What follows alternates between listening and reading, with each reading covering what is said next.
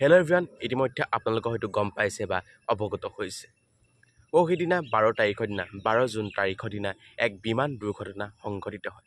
আৰু এই বিমান দুৰ্ঘটনাত 242জন ব্যক্তিৰ ভিতৰত এজন ব্যক্তিৰ প্ৰাণ ৰক্ষা পৰে। বাকী সকলো 241জন ব্যক্তি থিতাতেই নিহত হয়।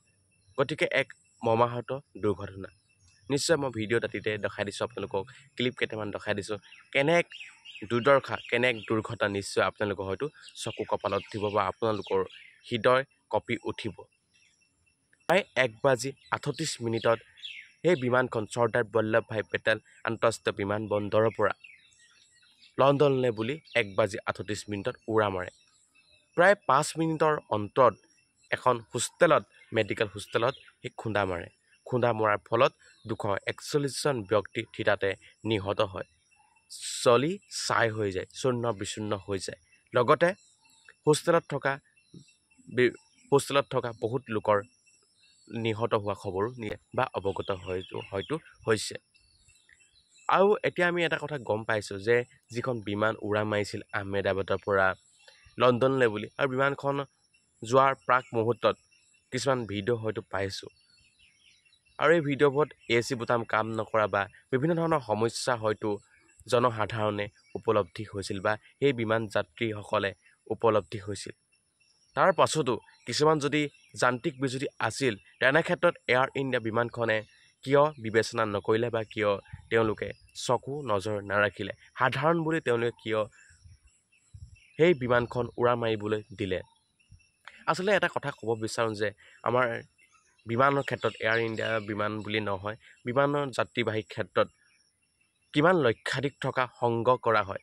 তেনে স্বত্বত জনসাধাৰণৰ সৈতে অৰ্থাৎ যাত্ৰীসকলৰ সৈতে জীৱনৰ খেল খেলিলে নেকি, বা জীৱনৰ লগত টোপোলা, জীৱনৰ লগত ৰং ৰহস্যৰ খেল খেলিলে নেকি। আমি হয়তো গম পাওঁ যে বিমানখনত 2টা ইঞ্জিন থকা হয়, আৰু 2টা ইঞ্জিন থকাৰ পাছতো কিয় এটা ইঞ্জিন বিকল হ'লে আন এটা ইঞ্জিন লৈ বিমানখন উৰা মাৰে। কিন্তু আমি হয়তো গম নাপাওঁ যে কি হৈছিল বা বিমানখনৰ কি হ'ল কি নহ'ল। কিন্তু ইমান যেতিয়া বিমানখন উৰা মাৰিলে, উৰা মৰাৰ 5 মিনিটৰ ভিতৰতেই গোটেই ঘটনাটো সংঘটিত নিশ্চয় হয়তো হৈছে আপোনালোকে হয়তো লক্ষ্য কৰিছে। নিশ্চয় সবিশেষ বিতং তথ্য হয়তো গম পাব যে বিমানখন কি হৈছিল বা কি নাহোৱা। কিন্তু এটা কথা মই ক'ব বিচাৰোঁ যে কিছুমান ক্ষেত্ৰত, বহুতৰ গাফিলতিৰ ক্ষেত্ৰত কিছুমান হয়তো পৰিঘটনা সংঘটিত হয়। এতিয়া নিশ্চয় পাছত আমি হয়তো সবিশেষ গম পাম যে বিমানখনৰ আচলতে হৈছিল কি বা ৰহস্য কি আছিল। এজন বিশ্বাস নামৰ এজন ব্যক্তি এই বিমান দুৰ্ঘটনাটোৰ পৰা তেওঁ নিজকে ৰক্ষা পৰে, আৰু তেওঁ ভগৱানৰ এটা দান বুলি ক'ব লাগিব। কাৰণ 241জন ব্যক্তি থিতাতে নিহত, ছাই হৈ যায়। গতিকে এজন ব্যক্তি, যি বিশ্বাস নামৰ এজন ব্যক্তি, তেওঁ ভগৱানে যে জীৱন দান দিলে তেনেধৰণৰ হৈছে বুলি মই ভাবোঁ।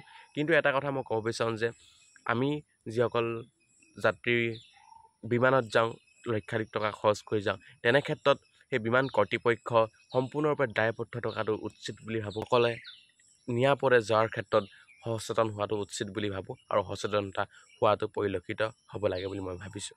কাৰণ ৰাইজে এতিয়া হয়তো দেখা পাইছে, আৰু তেনে ক্ষেত্ৰত বিমানত যাবলৈ হয়তো বহুত ৰাইজ ভয় খাব, হতাশ হ'ব, সাহস হেৰুৱাব।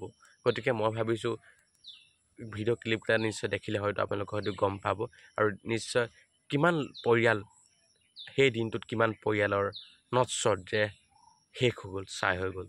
নিশ্চয় এক মৰ্মাহত দুৰ্ঘটনা।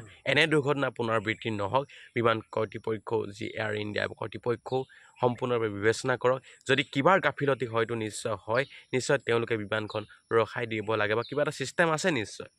কাৰণ এতিয়া যিখন বিমান ক্ৰেছ দৰে এটা দুৰ্ঘটনাত প্ৰায় 241জন ব্যক্তিৰ প্ৰাণ হেৰুৱাটো এক আচৰিত ঘটনা, বিশ্বৰ দৰবাৰত এক জিলিকা ঘটনা বুলি মই ক'ব বিচাৰোঁ।